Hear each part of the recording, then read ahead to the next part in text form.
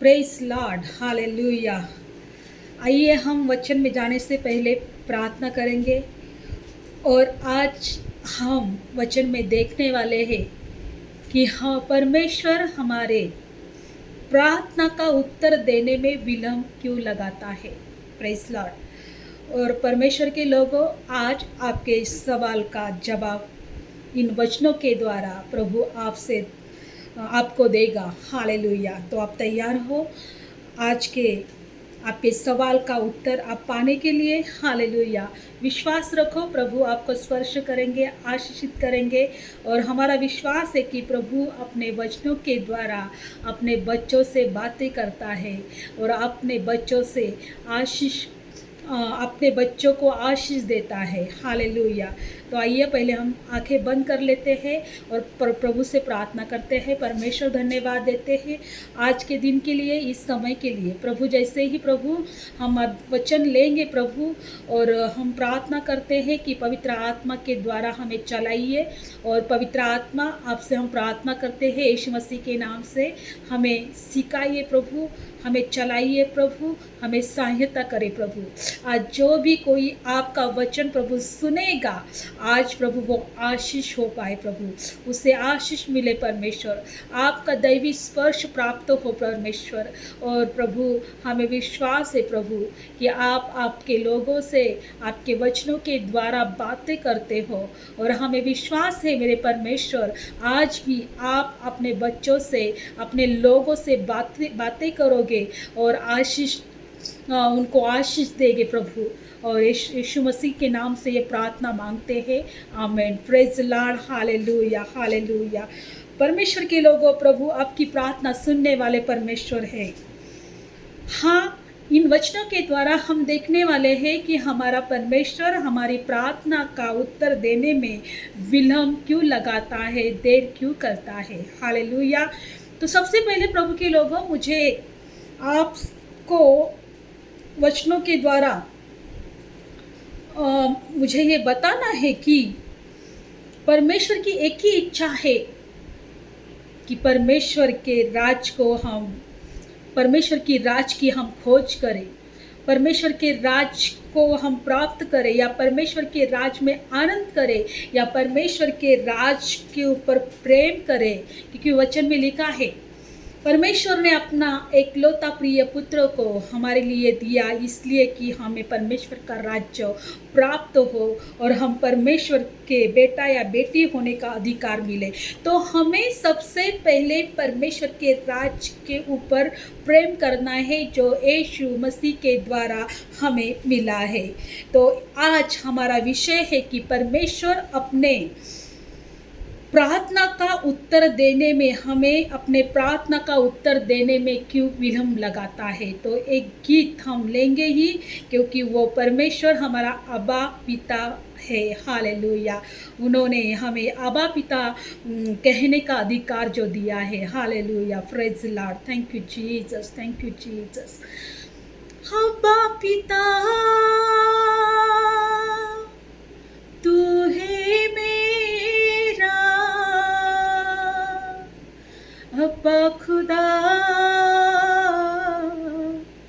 तू है मेरा। तू वो पिता नहीं कि मुझको दर्द देकर जैसे सो जाए, तू वो पिता नहीं कि मुझको आंसू देकर खुश हो जाए। हे अब्बा पिता तू है मेरा, अब्बा खुदा तू है मेरा। हे अब्बा पिता तू है मेरा, अब्बा खुदा तू है मेरा। चोट मुझको लगे, दर्द तुझको होता है, मेरे आंसू के पहले आंसू बहता है, मेरे आंसू के पहले तेरा आंसू बहता है अब्बा पिता, तू है मेरा अब्बा खुदा, तू है मेरा, तू वो पिता नहीं कि मुझको दर्द देकर चैन से सो जाए, तू वो खुदा नहीं कि मुझको आंसू देकर खुश हो जाए, हे अब्बा पिता, तू है मेरा अब्बा खुदा, तू है मेरा। धन्यवाद यीशु, आप अब्बा व पिता हैं हमारे। और आज प्रभु आपके बच्चों से आप बातें करें, जो लोग प्रभु दुख में है, तकलीफ में है, निराशा में है, अपना जीवन जीकर थक चुके हैं, जो रोज आंसू बहाते हैं अपने बीमारी की वजह से, अपने कर्ज की वजह से, अपने दुखों के बोझ के वजह से, प्रभु आज उन्हें प्रभु इन वचनों के द्वारा स्पर्श करें। भले ही प्रभु आप उनके प्रार्थना का उत्तर देने में विलम्ब लगाते हो, देर लगाते हो, लेकिन प्रभु आज इन वचनों के द्वारा आप अपने बच्चों से बातें करें, आपकी क्या इच्छा है प्रभु। और हमें विश्वास है प्रभु कि इन वचनों के द्वारा आप अपने लोगों को स्पर्श करोगे, यीशु मसीह के नाम से, आमीन। Hallelujah, hallelujah, praise Lord. धन्यवाद देती हूँ आप सभी के लिए। आप हमारे हर एक जो वचन आते हैं वो आप सुनते हैं, जो परमेश्वर का वचन होता है, उन वचनों को आप सुनते हैं, परमेश्वर के वचनों को आप मान देते हैं, आदर करते हैं प्रभु के लोगों, और इसी कारण परमेश्वर आपको देखते हैं और परमेश्वर आपको आशीष देते हैं। Hallelujah, praise the Lord. तो आज का विषय है हमारे प्रार्थना का उत्तर मिलने में विलम्ब क्यों होता है। आपको इन वचनों के द्वारा आप देखेंगे कि प्रभु यीशु मसीह ने एक दृष्टांत दिया, तो उन दृष्टांत के द्वारा पहले हम सीखेंगे। Praise the lord. प्रभु यीशु मसीह ने एक दृष्टांत दिया, एक अधर्मी न्यायाधीश और विधवा स्त्री का। हालेलुया। और परमेश्वर यीशु मसीह ने कहा कि नित्य प्रार्थना करना और हियाव ना छोड़ना चाहिए, और उसने ये दृष्टांत दिया। Hallelujah, praise Lord. एक विधवा स्त्री का और अन्यायी न्यायाधीश, अधर्मी न्यायाधीश था, उसका दृष्टांत यीशु मसीह ने दिया। जो लोग नित्य प्रार्थना करते रहते हैं, और बहुत कई सारे लोग प्रार्थना कर करके थक चुके होते हैं, विश्वास कर करके थक चुके होते हैं, उन लोगों के लिए प्रभु यीशु मसीह ने ये दृष्टांत दिया।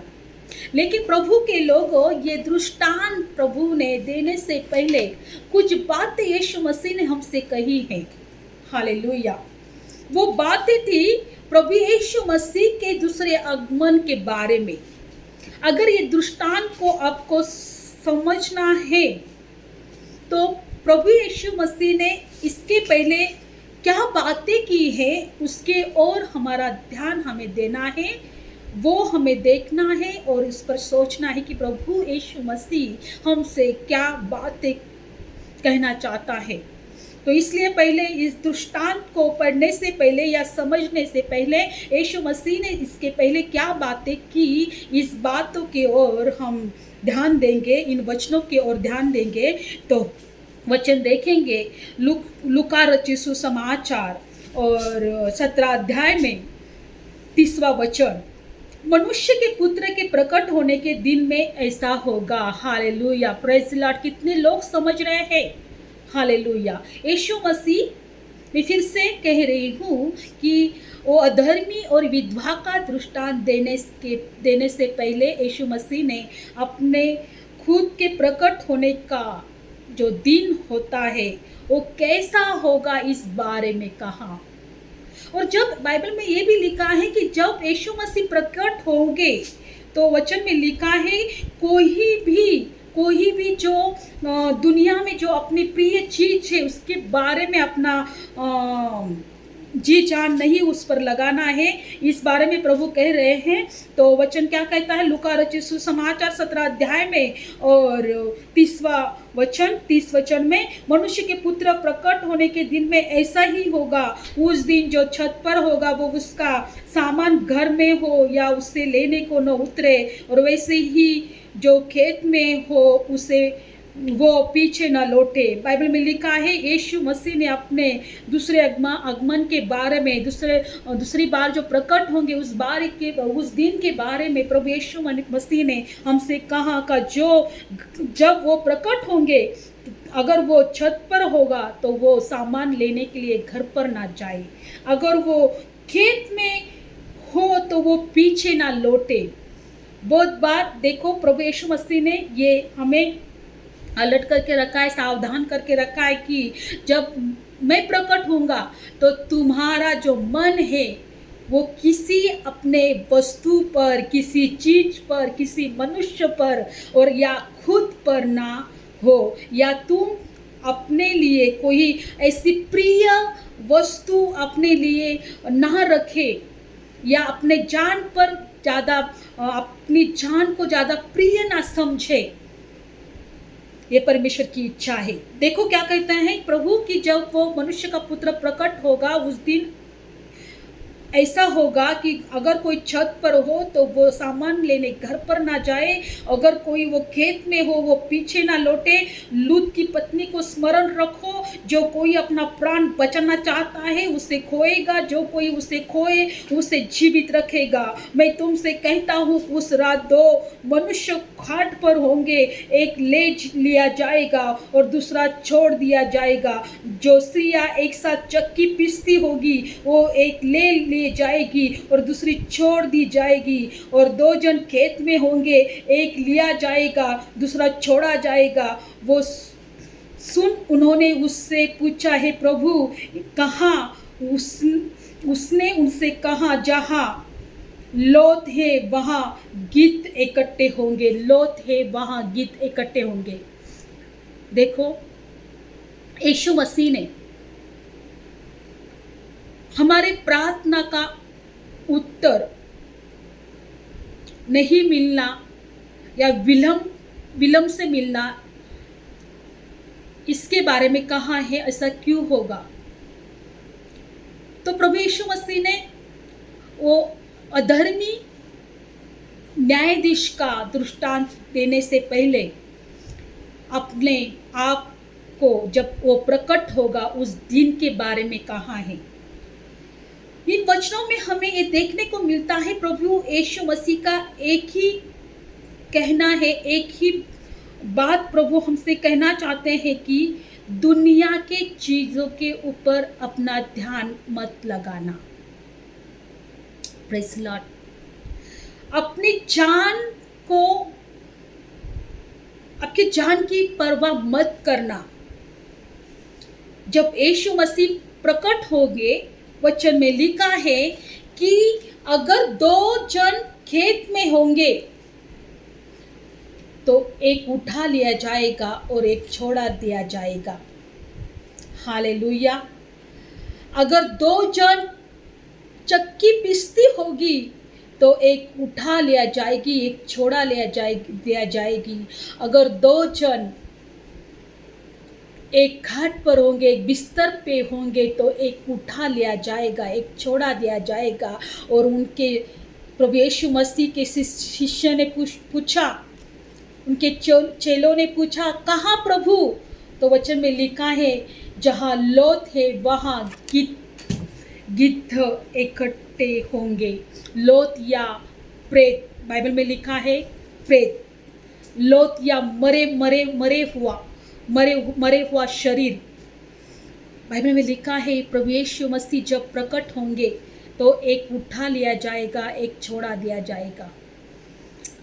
यीशु मसीह के चेलों ने पूछा, कहाँ प्रभु? तो वचन में लिखा है, जहाँ लौत है वहाँ गिद्ध इकट्ठे होंगे। यीशु मसीह का यही कहना है इन वचनों के द्वारा कि जब मैं प्रकट होऊंगा, मेरा दूसरा आगमन होगा, अगर दो होंगे तो एक उठा लिया जाएगा, एक छोड़ा दिया जाएगा। वो कहाँ छोड़ा दिया जाएगा? एक उठा लिया जाएगा, यीशु मसीह के पास उठा लिया जाएगा, हम बादलों पर उठा लिए जाएंगे। लेकिन बाइबल में लिखा है किसी एक को छोड़ा दिया जाएगा। कौन एक? जहाँ पर लोथ है वहाँ गीत इकट्ठे होंगे। बाइबल में लिखा है, मराठी में इसमें ऐसा लिखा है कि जहाँ पर प्रेत है, जहाँ पर शरीर है, जहाँ पर मृत शरीर है, वहाँ पर, जैसे मराठी में गिधाड़ है, यहाँ पर लिखा है हिंदी में गीत इकट्ठे होंगे। हम हमेशा देखते हैं कि मनुष्य के शरीर, मृत शरीर पे या किसी पक्षियों के मृत शरीर पर गीत बैठा रहता है, गिधाड़ बैठा रहता है। और वचन में लिखा है, जो लोग शरीर में होंगे, जो आत्मा में नहीं होंगे, जो विश्वास में नहीं होंगे, वो प्रभु परमेश्वर के वचन में नहीं होंगे, वो परमेश्वर की संगति में नहीं होंगे, परमेश्वर के साथ आत्मा में नहीं होंगे, बाइबल में लिखा है कि वो छोड़ दिया जाएगा। यीशु मसीह के लोगों, इन वचनों के द्वारा हमें सोचना है, क्या मैं उठा लिया पाऊंगा? क्या छोड़ दिया जाऊंगा? जहाँ बाइबल में लिखा है लोध है, वह गीत होगा, गीत होगा या गिधाड़ होगा मराठी में। क्या मैं छोड़ तो नहीं दिया जाऊंगा? इसीलिए मैं शुरुआत से ही आपसे कहा कि परमेश्वर की एक ही इच्छा है कि हम परमेश्वर के राज की खोज करें, परमेश्वर के राज को विश्वास रखें, परमेश्वर के राज को मान करें, परमेश्वर के राज का सम्मान करें, क्योंकि इसीलिए तो परमेश्वर ने हमें इस पृथ्वी पे से चुना है और परमेश्वर के राज के लिए हम फल दें। इन बातों को हमें हमेशा ध्यान रखना है, समझना है, क्या मैं उठा पाऊंगा? हालेलुया। एक गाना है, खुदा का बेटा यीशु वो जल्दी आएगा, खुदा का बेटा यीशु वो जल्दी आएगा, क्या भला वो तुझको भी उठाया पाएगा, खुदा का बेटा यीशु वो जल्दी आएगा, क्या भला वो तुझको भी उठाया पाएगा। तो क्या उस दिन जो प्रभु परमेश्वर का पुत्र प्रकट होगा, क्या हम उठा पाएंगे? इसीलिए तो अगला दृष्टांत यीशु मसीह ने दिया है कि जो विधवा स्त्री थी, बाइबल में लिखा है वो अधर्मी न्यायाधीश के पास रोज जाती थी, वो उससे कहती थी कि मेरा न्याय कर। हालेलुया। इसी बारे में प्रभु ने कहा है कि जो लोग रोज प्रार्थना करते हैं, नित्य प्रार्थना करते हैं, हियाव ना छोड़ते हैं, उनके लिए प्रभु यीशु मसीह ने ये दृष्टांत कहा है। प्रभु के लोगों, कई लोग प्रार्थना कर करके थक चुके होंगे और विश्वास में पीछे हटे होंगे, विश्वास करना छोड़ दिया होंगे। कितने ऐसे लोग होंगे वो अपने मन में सोचकर कि कहाँ प्रभु हमारी प्रार्थना सुनता है, कहाँ प्रभु हमारी परिस्थिति बदलता है, कहाँ प्रभु हमारे जीवन में कार्य करता है, ये सोच कर हो सकता है उन्होंने विश्वास करना छोड़ दिया होगा, परमेश्वर के ऊपर प्रेम करना छोड़ दिया होगा, परमेश्वर के राज में आनंद करना छोड़ दिया होगा। लेकिन प्रभु यीशु मसीह कहते हैं कि उस विधवा स्त्री के बारे में सोचो, जो अधर्मी न्यायाधीश के पास नित्य जाती थी, उसके दरवाजे के पास नित्य जाती थी। वो कभी उसने हियाव नहीं छोड़ा, वो कभी थक नहीं गई, उसने कभी हिम्मत नहीं हारी। हर दिन, हर वक्त, हर टाइम वो अधर्मी न्यायाधीश के दरवाजे पर जाती रही। हालेलुया। और उससे कहती रही कि मेरा न्याय कर। हालेलुया। देखो हम वचन पढ़ रहे हैं लूका रचित सुसमाचार 18 अध्याय में, किसी नगर में एक न्यायी रहता था जो परमेश्वर से न डरता था और न किसी मनुष्य की परवाह करता था। उसी नगर में एक विधवा भी रहती थी जो उसके पास आकर कहा करती थी, मेरा न्याय चुका कर मुझे मुद्दे से बचा। कुछ समय तक वो न माना, परंतु अंत में मन में विचार कर कहा, यद्यपि मैं न परमेश्वर से डरता और न मनुष्य की परवाह करता, तो भी ये विधवा मुझे सताती रहती है, इसलिए मैं उनका न्याय चुकाऊंगा। कहा ऐसा ना हो कि वो घड़ी घड़ी आकर अंत को मेरी ताक में दम करे। 6 वचन, प्रभु ने कहा, सुनो यह अधर्मी न्याय क्या कहता है। इसलिए क्या परमेश्वर अपने चुने हुए को न्याय न चुकाएगा जो रात दिन उसकी दुहाई देते हैं? क्या वो उनके विषय में देर करेगा? मैं तुमसे कहता हूँ तुरंत उनका न्याय चुकाएगा। तो भी मनुष्य का पुत्र जब आएगा तो क्या वो पृथ्वी पर विश्वास पाएगा? प्रभु के लोगों, अगर आपके प्रश्नों का उत्तर नहीं मिल रहा है, प्रार्थना का उत्तर नहीं मिल रहा है, तो प्रभु यीशु मसीह इस बारे में कह रहे हैं कि जब मैं पृथ्वी पर प्रकट होऊंगा, क्या पृथ्वी पर मुझे विश्वास आप में मुझे विश्वास दिखेगा? पृथ्वी पर मैं विश्वास पाए तो क्या पृथ्वी पर विश्वास पाएगा? हालेलुया। ये वचन उन लोगों के लिए है जिनके प्रार्थना का उत्तर अभी तक नहीं मिल गया, जिनके प्रार्थना का उत्तर देने में परमेश्वर विलंब कर रहा है। प्रभु यीशु मसीह हमसे खुद बातें कर रहा है। क्या अगर वो अधर्मी न्यायाधीश क्या कह रहा है सुनो, वो कह रहा है भले मैं परमेश्वर से नहीं डरता, मनुष्य की परवाह नहीं करता, लेकिन ये विधवा स्त्री घड़ी घड़ी आकर मेरे नाक में दम करे। तो प्रभु कहते हैं अधर्मी न्यायाधीश क्या कहता है, इसलिए परमेश्वर अपने चुने हुए का न्याय न चुकाएगा जो रात दिन उसकी दुहाई देते हैं। प्रभु कहते हैं क्या परमेश्वर अपने चुने हुए का न्याय न चुकाएगा जो रात दिन उसकी दुहाई देते हैं? हाँ, वो जरूर चुकाएगा। हाँ, वो जरूर अपनी प्रार्थना सुनता है, क्योंकि उसका वचन कहता है कि जो कान देता वो सुनेगा नहीं क्या, जो आंखें देता वो देखेगा नहीं क्या। अगर अधर्मी न्यायाधीश वो विधवा स्त्री का न्याय करता है, तो प्रभु कहता है कि मेरे चुने हुए का न्याय नहीं चुकाएगा। क्या मैं देखूंगा नहीं? क्या मैं सुनूंगा नहीं? लेकिन मैं जब पृथ्वी पर प्रकट होऊंगा, आऊंगा, तो मुझे विश्वास, आप में विश्वास मिलेगा, विश्वास मैं पाऊंगा। प्रभु के लोगों, यही तो इच्छा है शैतान की कि यीशु मसीह जब पृथ्वी पर आए तो हमारा विश्वास वो चोरी कर पाए, हमें विश्वास में कमजोर करे, हमें विश्वास में नीचे गिराए।